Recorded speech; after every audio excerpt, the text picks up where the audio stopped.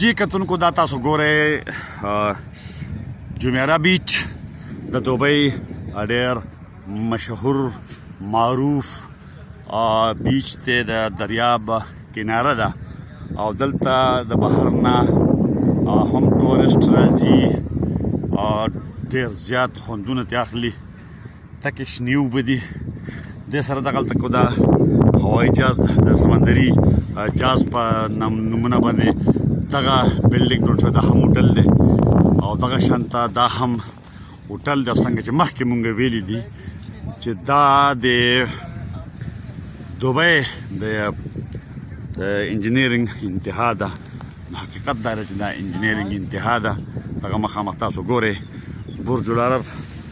دا د دنیا اووم نمبر دغه هوټل دی او دا چې کوم دی نو جمیرا بیچ ته دلته خلک چې کوم دی نو راځي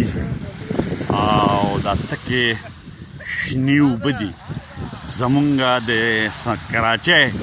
سمندر نه دی چې څښا شوی دی او خلک ورته ګندګي اچوي خاص څیزونه ورته اچوي او د هغې د وجې نه چې کوم دی نو دا هغه ډېر څښا او تورې اوبه دي دا تکې شنې اوبه دي او بالکل تک شین چې کوم دی نو دا بیچ دی دغه خلک چې کوم دی نو په دې کې لګیا دی لامبي خپل خوندونه اخلي ښځې نر او دلته چې کوم دی نو بس یو خپل خوند دی بهر حال بیچ چې کوم دی نو خپل خوندونه یې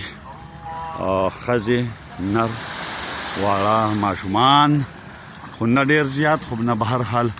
دا په داسې انداز باندې دوی سیټ کړی دی چې دلته خلک چې کوم دی نو دا دغه اوس داسې چاپېر کړی دی چې د هغه ځای پورې یو خاص دغه دی نو په هغې کې سړی تلی شي او چې ودرېږي پکې نو صرف د مرۍ پورې چې کوم دی نو سړی پټوي نو دغه چې کوم دی د دې یو ښه خاصیت تر دې وجې نه ماشومان چې کوم دی نو دا پکې هم لامبي او دا زنانه هم دي او بیچ ته زبردست او جمیرا بیچ دلته بیا سن باتینګ چې کوم دی نو لکه دا کېږي چې کله ته ولمبې نو بیا سن باتینګ او دغه هلکه د نظرونه ایون ټیک شو دا د جمیرا بیچ دی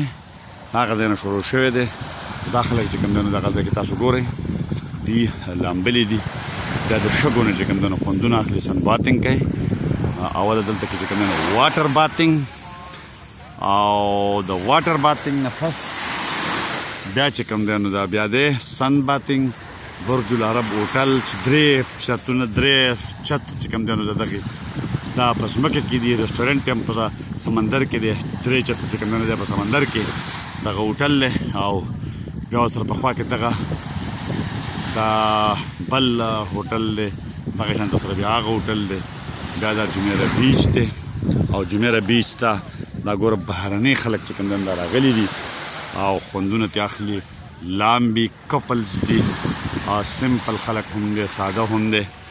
او ماشومان هم دي دا اوبه دلته چې کوم دی انتهایي صفا دي زمونږ د بیچ شانته بیخي چې کوم دی نو ګنده نه دي دغه د جمیرا بیچ منظرو جی